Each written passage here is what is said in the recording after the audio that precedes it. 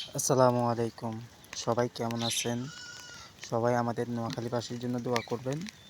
নোয়াখালীতে প্রচুর বৃষ্টি হচ্ছে। অতি বৃষ্টির কারণে চারিদিকে ডুবে গেছে। এভাবে বৃষ্টি হতে থাকলে মানুষের উঠানে পানি উঠে যাবে। আল্লাহ আমাদের উপর রহম করো। এত পানি দেখিনি কোনোদিন। জোয়ারের পানিতে খাল পুড়ে যেত, আর এখন বৃষ্টির পানিতে খাল ভরপুর হয়ে গেছে। এভাবে চলতে থাকলে মানুষের জনজীবন চলাফেরাতে অনেক কষ্ট হয়ে যাবে। এখন যেদিকেই তাকাই শুধু পানি আর পানি। পানি ছাড়া কিছুই দেখা যায় না এখন। মানুষ ধানের চারা রোপণ করছে, সেগুলো ডুবে গেছে।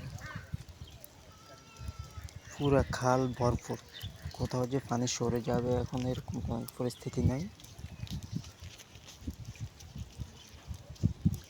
এভাবে হলে মানুষ চলবে কী করে? আমার লাইফে আমি আর এত বৃষ্টি দেখিনি কখনো।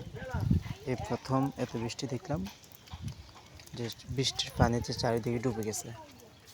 আগে বন্যার পানিতে চারিদিকে ডুবে যেত, আর এখন